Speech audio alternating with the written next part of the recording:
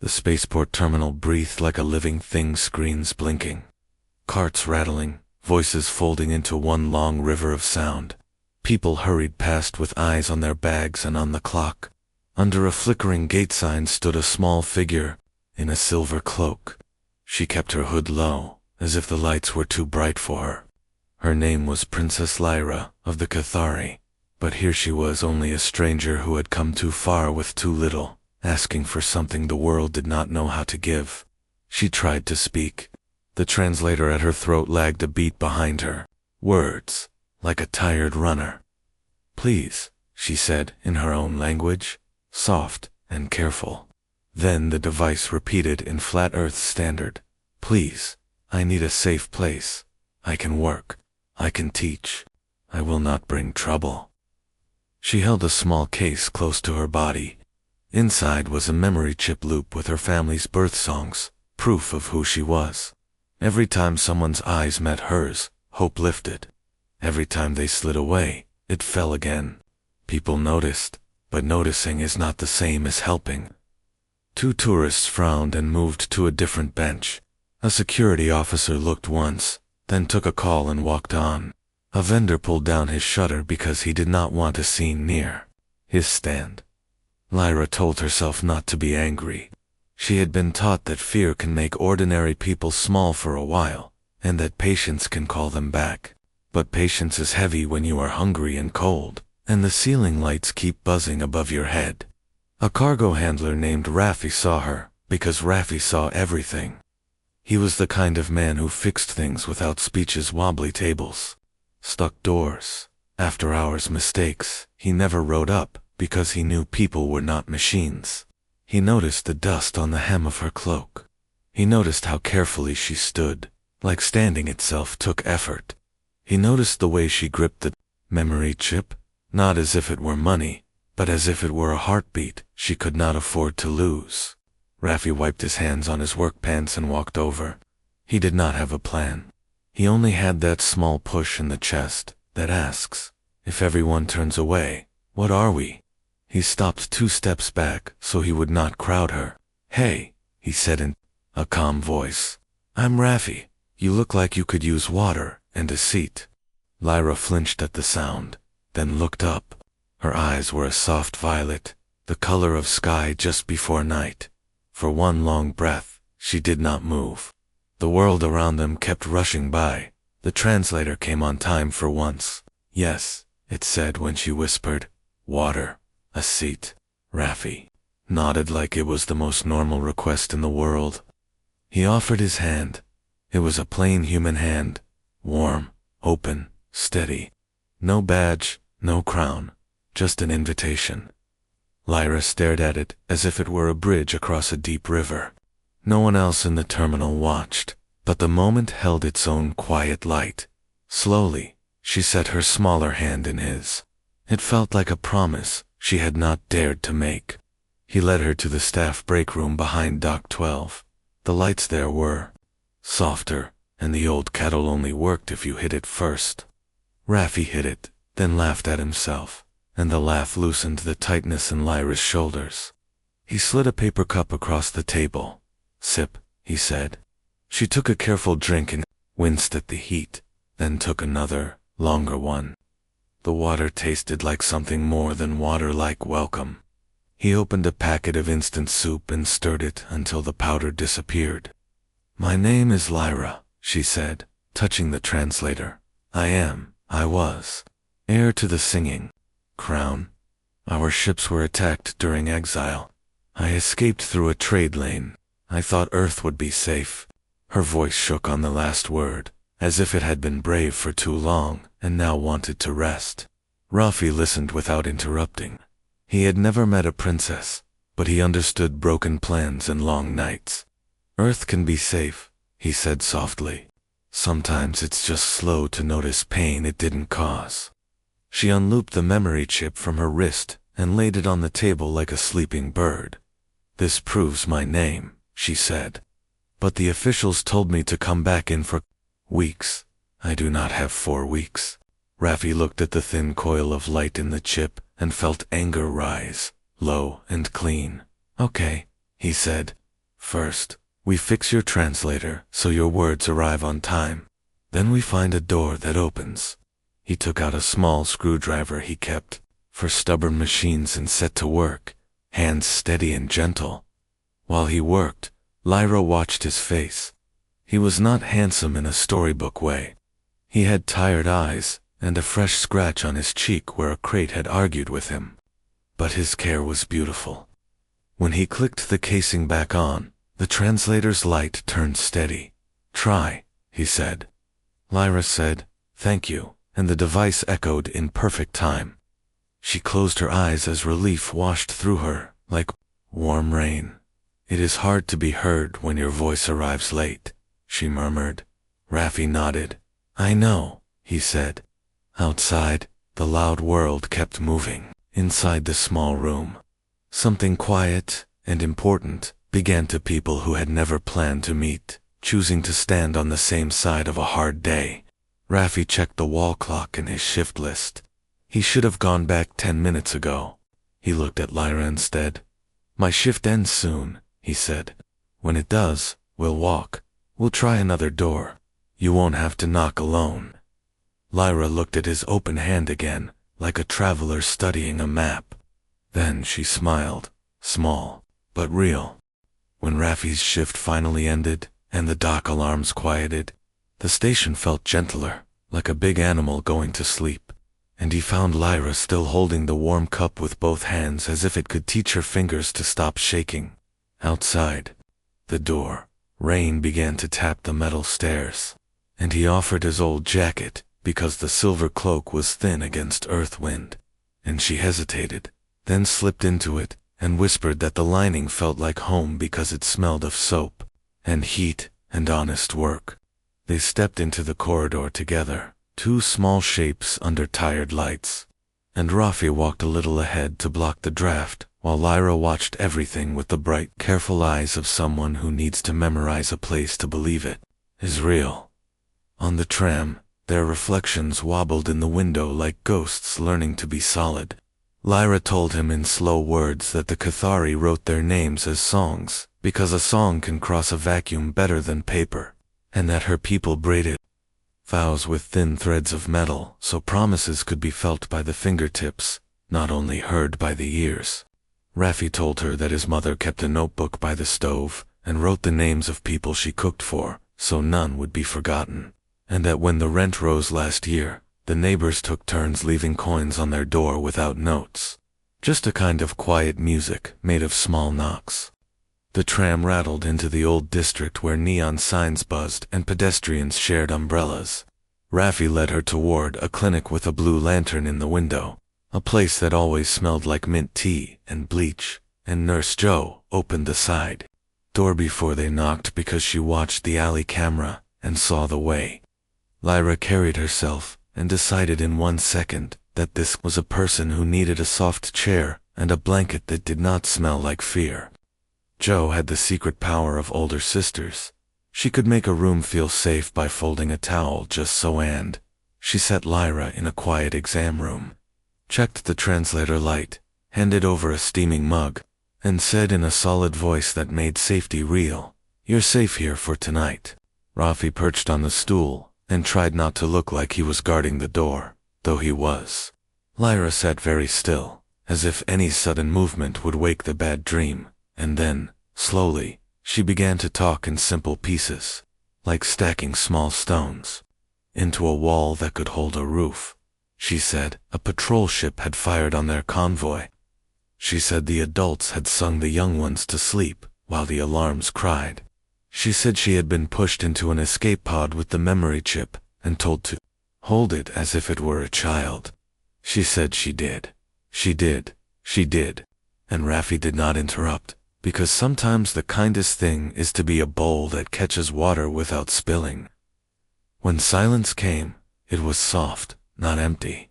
Rain ticked the window. Somewhere down the hall, a heart monitor kept time, like a patient. Drummer Raffi took out a small recorder from the clinic drawer, because the clinic kept them for intake interviews, and he asked, very gently, if she would like to speak to anyone who might listen beyond this room, and Lyra lifted her chin, as if an invisible crown had settled there and said yes, because courage is a muscle that remembers even when you think it is gone. She looked into the little red light and said, in simple earth words, that her name was Lyra of the Cathari, that she sought only a safe place to keep a small people's song alive, that she could teach and heal and work, that she would remember the names of those who helped for as long as she breathed. And Rafi felt the truth of it, like warmth in winter. He sent the clip to a tiny neighborhood forum, where lost dogs and spare couches were usually the biggest news, and then he turned off his phone because hope hurts when it is new. Nurse Joe brought a folded blanket that smelled like sun and said, the back cot was free, and Lyra lay down with one hand on the memory chip, as if the chip might float away. And Rafi sat in the plastic chair and tried to look casual about staying. But Joe saw the set of his shoulders and left 2 more blankets, without comment. The lights dimmed, the hall clock clicked, and sleep found Lyra in pieces, the way it finds people who have been brave too long, while Rafi watched the door with the steady patience of a man who fixes things until they work. Just before his own eyes closed, his phone buzzed, once 1 message, then 2, then 10 quiet offers from strangers, like shy stars appearing, a teacher with a sister at the regional office, a baker with bread for tomorrow, a retired judge. Who knew which forms moved faster when someone cared? And Rafi, who did not believe in miracles, but did believe in people, smiled into the dark and thought this: sometimes the world is slow, but once it turns like a tide.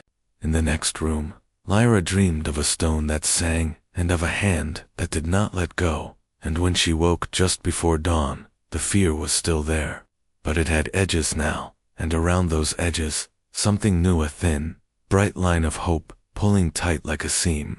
Morning came gray and wet, and with it the work of trying. So Rafi walked beside Lyra through streets that smelled like rain and hot bread and old engines, and they chose the biggest door first, because it looked official, the Port Authority office, with tall glass and a security desk that reflected their faces back at them. Inside, a polite officer listened, even leaned forward like he truly cared, but his screen showed rules stacked like heavy boxes, and he said in a careful voice that they needed confirmation from recognized Cathari leaders, and Lyra answered, in steady words, that the recognized leaders were the ones hunting her.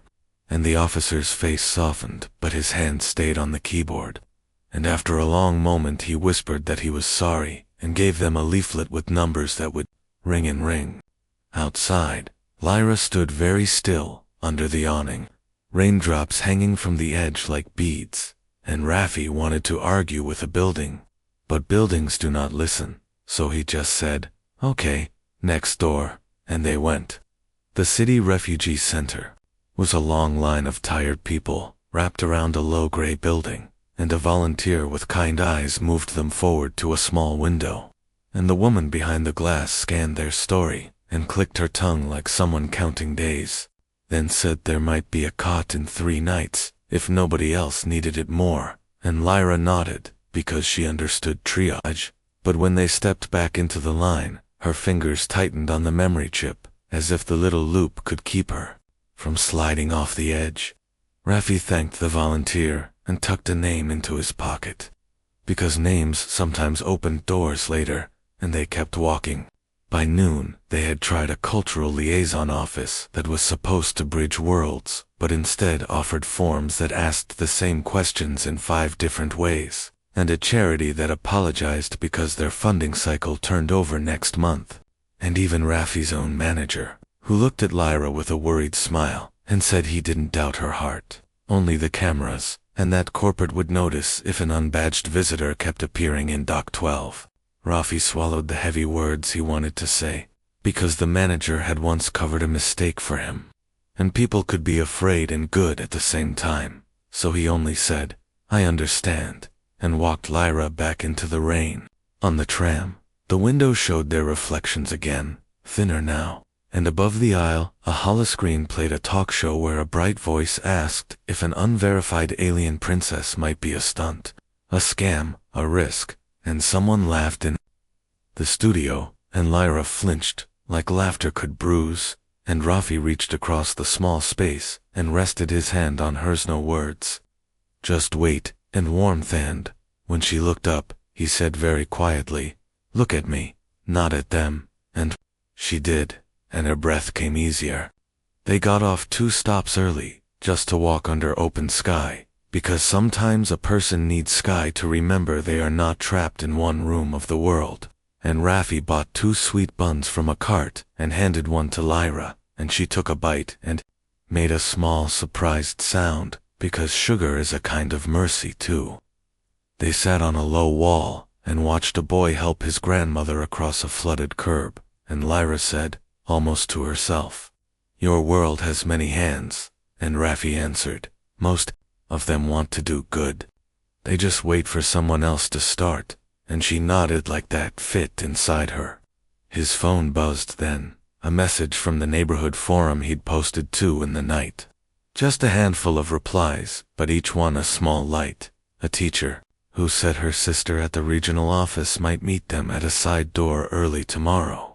A baker offering bread and a quiet back room if they needed to hide for an hour. A retired judge who knew which forms mattered and which did not. Rafi read them aloud, and Lyra's shoulders loosened a little, the way muscles do when the weight shifts from one person to 2. Afternoon turned to evening, and they tried one last door at a community hall where the janitor shrugged and let them sit in the back while a choir practiced. And for 30 minutes the room filled with human voices, rising and falling like waves. And Lyra closed her eyes and let the sound wash through her until her hands stopped shaking. When the song ended, the conductor pressed a paper into Rafi's palm with 3 names scribbled on it and said, "Tell them Mara sent you," and that felt like a thin rope thrown across a wide gap. They stepped outside into a soft drizzle, and the city lights blinked on one by one, and Lyra looked tired but not broken, and Rafi felt the ache in his feet and the sting behind his eyes, and also a stubborn warmth that would not go out. He turned to her and said, "Today, many doors closed. Tomorrow, some will open," and she studied his face as if it were a map again, then touched the edge of his sleeve and said, "If you walk, I will walk," and he smiled because that was all the promise they could afford, and also all the promise they needed. They headed back toward the clinic, 2 small figures under a big sky, carrying a list of names, a memory chip, and a decision. They would keep knocking until a door opened and stayed open. At first light they walked to the regional office side door, with rain on their sleeves and a paper cup each, and a woman with kind eyes and a badge that said Delgado opened before they knocked because her sister, the teacher, had called at dawn and said, "Please, just listen." So Ms. Delgado stood aside and let them into a quiet corridor that smelled like old files and strong coffee, and she spoke in a voice that balanced warmth and rules, saying she could not promise outcomes, but she could promise that the process would not erase them. Lyra bowed her head in thanks, and Rafi felt his shoulders loosen the way ropes loosen when someone finally puts their hands on the knot. In a small interview room, Ms. Delgado asked careful questions and did not interrupt, and when Lyra told the part about being pushed into the escape pod with the memory chip loop, Ms. Delgado paused to set a box of tissues on the table without making it a big thing, which made it somehow big and gentle at the same time. She scanned the chip's ID and frowned at the system's blank fields, then said they would need independent cultural verification, and she knew a person at the city archive who might help if asked with respect. While forms printed and signatures dried, the baker from the forum arrived at the clinic with a bag of warm bread tied in blue string and a note that read for strength, and Nurse Joe texted a photo of Lyra smiling with a corner of bread in her hand, and the retired judge called Rafi from a number that showed no name and said he could not give legal advice, but he could point at doors that moved when pushed together, and he would make 2 calls right now. Small kindnesses gathered like birds finding the same branch. Rafi, who was not good at speeches, found words anyway, because the clip he had posted the night before was bouncing from neighbor to neighbor like a shared lantern, and people were tagging it with short names, #hand offered and #hand accepted. Not to trend, but to find each other. And a music teacher sent a message that her choir would record a welcome for the next Cathari child who landed scared. And a mechanic offered to tune Lyra's translator properly if someone could spare a bench and a light. Lyra read each note with a kind of reverence, whispering that in her world names were braided into rings so that promises could be felt.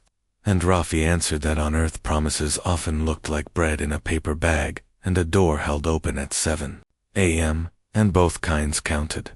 After lunch, Ms. Delgado walked them through a hallway full of doors that rarely opened for people without power, and brought them to a small office with plants on the windowsill and star charts pinned to the wall, where Dr. Amadi, the archivist, listened without watching the clock and tapped a finger against a black velvet box she kept for special days. She said there might be a way to test the memory songs against the resonance marker left long ago by a Cathari cultural envoy, and Rafi did not know what that meant, but he knew the look on Lyra's face when hope slid back into place like a bone setting. So he nodded and said they would come when called. On the way out, a young guard at the elevator looked up from his screen, and after a second's shy battle with his courage, told Lyra that his little sister had drawn her a picture with a purple crown and a long silver cloak, and he pulled the crumpled page from his pocket as if it were treasure, and Lyra took it with both hands and promised softly to remember the sister's name. And the guard swallowed and said his sister was called Hanny, and the elevator doors closed on all three of them, smiling in the mirror. Back at the clinic, the waiting room was quiet, but full of the feeling that something was turning, slow and sure, like a tide changing under the surface.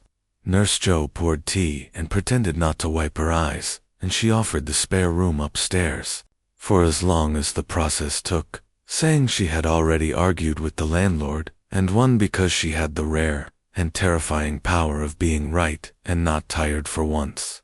In the evening, a small group gathered in the alley to carry in donations: blankets, a used tablet, a coat with a missing button that Rafi promised to fix, and someone brought a tiny speaker and a choir recording, and the song rose into the blue dusk, many human voices on simple notes, and Lyra stood very still with the drawing in one hand and the memory chip loop warm in the other, and when the chorus sang the line about being found, her breath hitched and then steadied like a bird landing.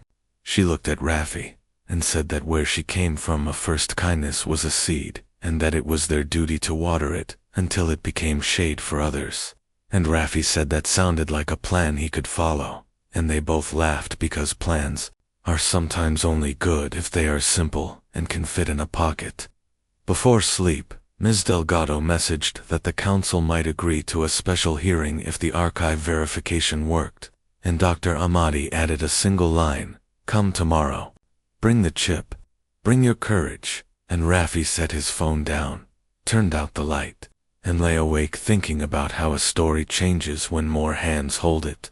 While upstairs, Lyra traced the purple crayon crown on Hanny's drawing and whispered the child's name into the loop so that, in the Cathiri way, the kindness would be kept. Outside, the city blinked and hummed and breathed, and somewhere far above, stars that had watched empires fall watched a small thing grow, people deciding to be the door that opens. They reached the city archive just after opening, the halls quiet and bright with morning, and Dr. Amadi met them at her door with a sweater that had tiny stars on the sleeves and eyes that looked both tired and ready. And she listened once more, without rushing them, then set a black velvet box on the table, like a secret kept for a day exactly like this. She told them, in simple words, that a Cathari envoy had visited years ago and left a resonance marker that held a memory of royal tones. Not a throne, only an echo of a family line, and that if the echo answered, it would not give Lyra power. It would give her proof, and proof could open doors that pity could not. and Lyra's hands trembled as she placed the memory chip beside the box, as if introducing old friends. When Dr. Amadi lifted the lid, the stone looked like nothing special. Dull and gray and ordinary, the kind of rock a child might pick up by a river, but she wiped dust from its surface, pressed a gentle switch, and the room changed in a small, careful way, as if the air had straightened its back to listen. She asked Lyra to place her palm on the stone, and to think of her first home, the song her family sang at night, the scent that meant safety. And Lyra closed her eyes and touched the cool surface, and whispered one Cathari word that had no perfect earth twin, a word that meant home but also promise, and for a heartbeat nothing happened. Then a low hum rose like a quiet choir, warm and steady, and thin lines of light braided up from the stone and shaped a soft circlet above Lyra's hand, and the sound filled the room with the feeling of a lullaby sung in a language you do not know, but understand anyway. Raffi's throat tightened, and Ms. Delgado, who had come to witness, dabbed at her eyes with the corner of a form, and even Dr. Amadi, the careful scientist, let out a small sound that was not a measurement, but a human yes. The stone's glow softened and settled, leaving the air bright and ordinary again. And Lyra kept her palm on the stone for one more breath, like a goodbye, then lifted her hand and folded it against her chest, and stood very still, while tears slipped down without drama, and Raffi did not rush to fill the quiet, because some quiets are sacred and do not want words. Dr. Amadi cleared her throat, practical again, and printed a verification report with stamps and seals and a short video of the resonance. And she explained in gentle language that the marker did not declare rulers, it recognized a family song. And that was enough to certify identity under cultural record law.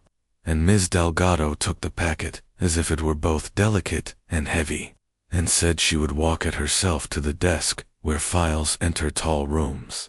For 10 sweet minutes, they let themselves be only glad, eating the baker's bread with mint tea, while sunlight climbed the wall, and Lyra traced the outline of Hanny's purple crown drawing that they had taped by the door for courage, and she whispered the child's name into the memory chip, so the kindness would travel with her.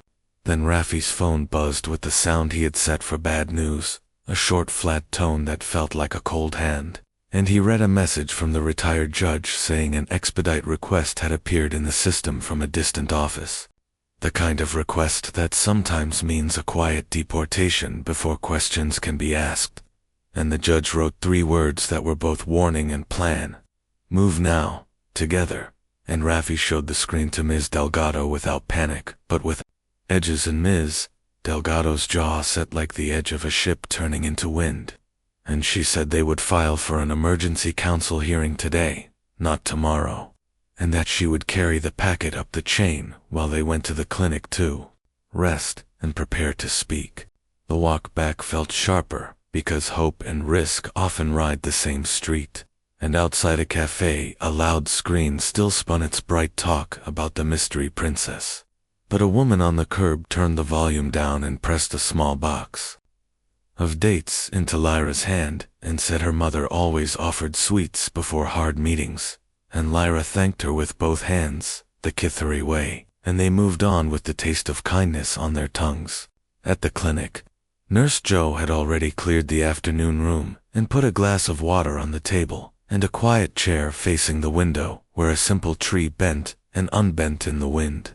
And she told Lyra that telling the truth is work and eating is part of that work, and Lyra smiled and ate a date and breathed the way Dr. Amadi had shown her. Slow and low, like distant surf.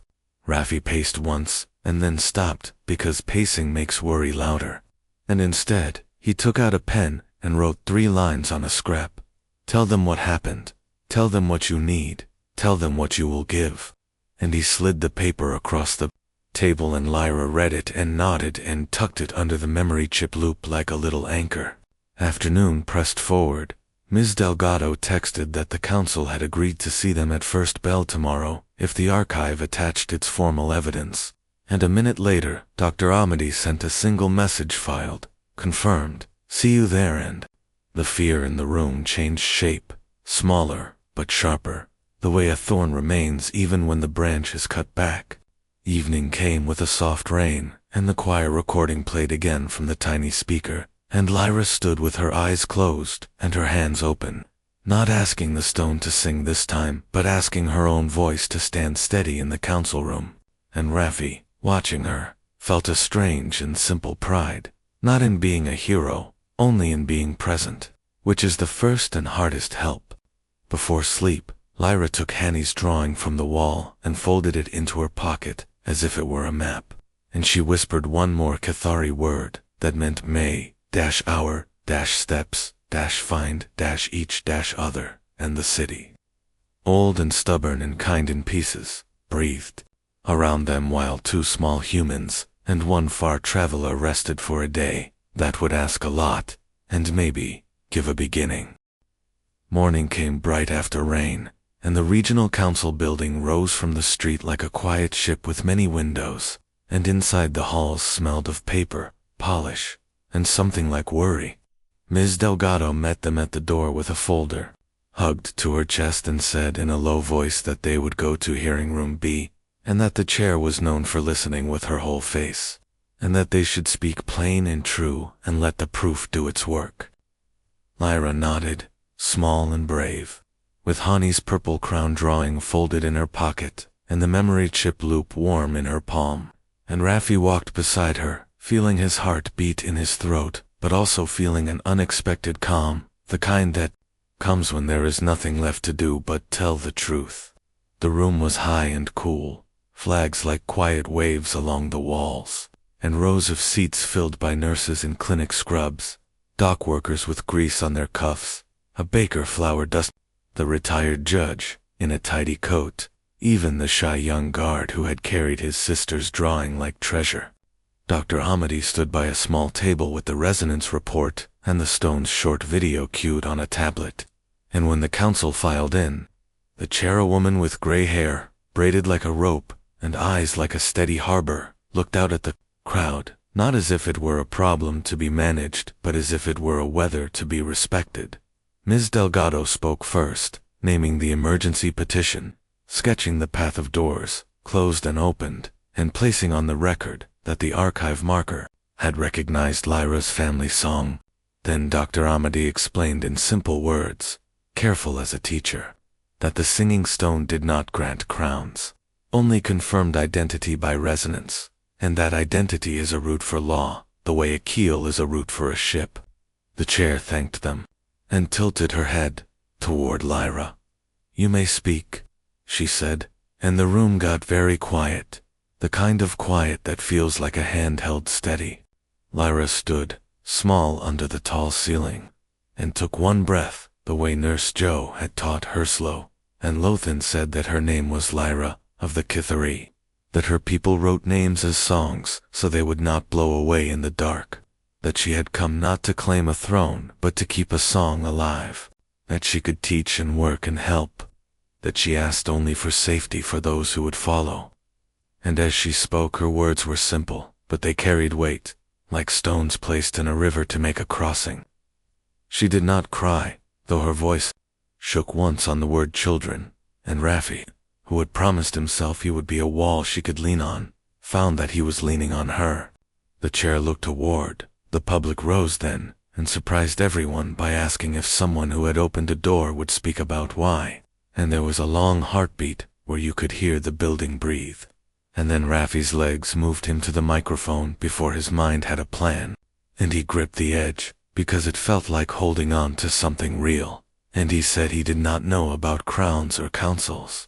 He knew about broken machines and late buses and neighbors who share bread without asking questions. He said that, when he saw Lyra standing alone under a bad light, he thought of his mother's rule that if you have 2 pieces of bread and someone has none, you do not make a speech, you share, and that rules are meant to protect people, not erase them, and that sometimes the gap between a rule and a person is exactly the size of a hand offered.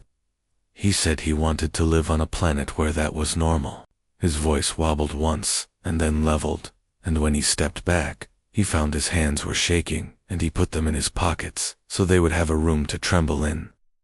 A murmur moved through the chamber, not loud, like wind in tall grass, and the chair raised her hand, and the murmur stilled. She asked 2 questions, clean and fair. Could identity be confirmed beyond a doubt? And what would sanctuary require in practice? And Dr. Amity answered the first, with the data and the video of the stone singing softly in Lyra's palm, and Ms. Delgado answered the second, with a plan drawn on 1 page. Temporary status, monitored housing, a neutral liaison to build a corridor for incoming Kithari, a review of intake protocols so emergencies would not wait for weeks but for hours. The chair sat very still for a count that felt like a held breath. Then she stood, and when she spoke, her voice was a bell. The council, she said, would grant Lyra of the Kithari immediate humanitarian sanctuary. They would instruct the Office of Transit to coordinate with neutral partners for a safe corridor. They would open a review on delays that make injuries of their own, and they would do this not because of a crown, but because of a person who asked for help, and a city that answered. The room did not erupt. It exhaled, the way a family does around a hospital bed when the doctor says the word stable, and Lyra's shoulders loosened and her palm flew to her mouth and then to her heart, and she turned not to the flags or the cameras but to Raffi, and she crossed the space between them without worrying about who should move first.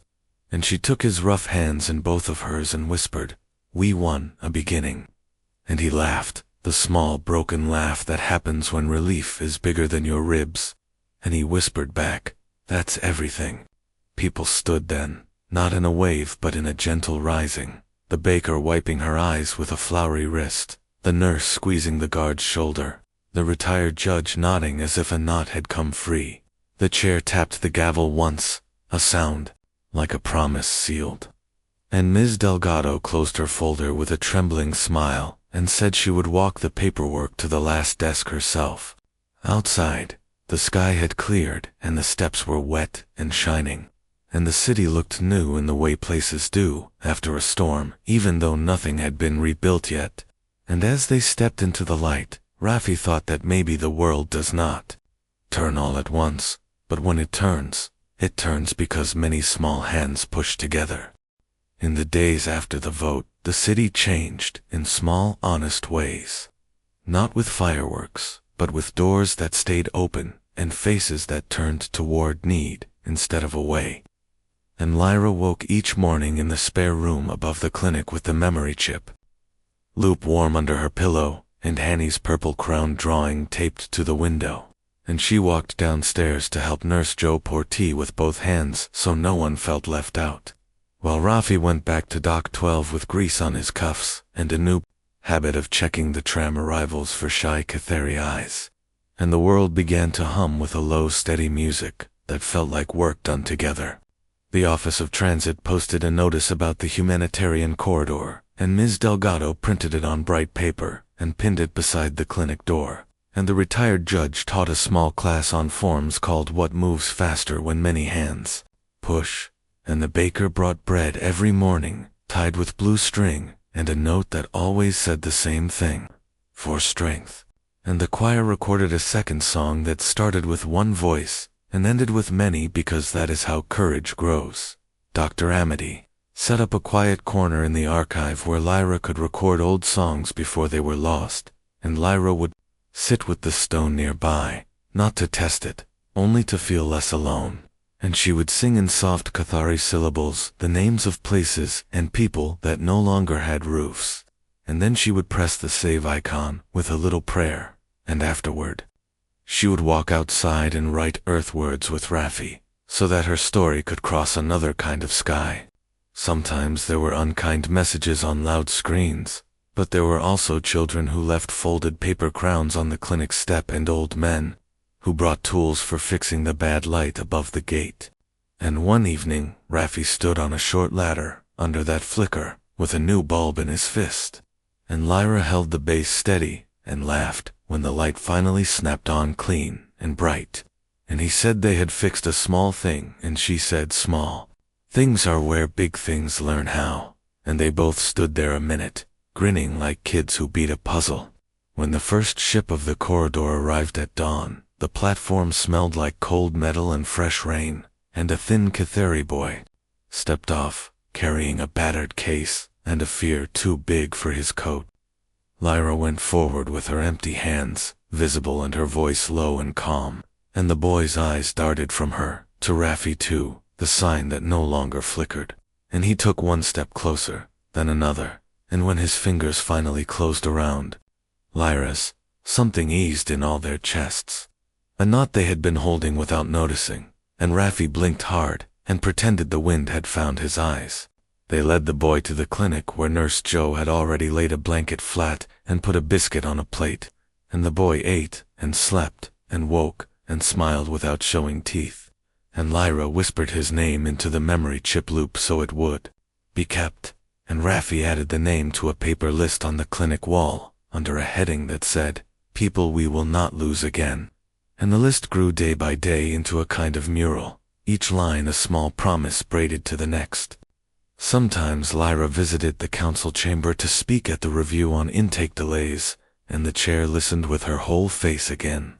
And sometimes Raffi snuck away at lunch to tighten a loose rail or carry folders for Ms. Delgado, because he still did not like speeches, but he trusted tools and quiet help. And the city kept making room, not perfectly, not without mistakes, but with a stubborn kindness that learned as it went. One evening, under a sky gone orange and soft, the neighborhood gathered in the alley with tea and mismatched chairs, and the choir set the tiny speaker on a crate, and Lyra told a simple story in earth words about a night when she thought no one would ever find her and a human hand that did, and she said that if any person ever stood under a bad light, feeling invisible, they should know that somewhere a hand was waiting, and if any person ever felt safe, they should know that their hand was needed, and people nodded because truth in simple words feels like water after salt. Raffi did not speak that night. He just listened and watched the tired faces loosen, and he thought of his mother's rule about bread, and how rules like that can steer a whole city if enough people believe them. When the song played, Lyra did not cry this time. She sang along, soft at first, and then full, and the sound climbed into the dusk like a lantern lifted, and for a moment the alley felt like a harbor and the world felt possible. Later, when the chairs were stacked and the teacups washed and the clinic lights dimmed, Raffi walked Lyra back to the terminal just to see the new bright bulb doing its quiet job, and they stood under it like two dots on a map that suddenly made sense. And Lyra said, "We did not win a crown," and Raffi said, "No." And she said, "We won away," and he said, "Yes." And they both laughed the easy laugh of people not standing at the edge anymore. The story would be told in many versions, some with papers and protocols, some with music and bread, but in homes and schools, in ships coming in slow and hoping. People would tell it like this in simple words that children could remember. No one helped the alien princess until a human finally did, and because of that, others did too. And a song that almost ended found a new verse on a planet that chose to listen and to offer its hand.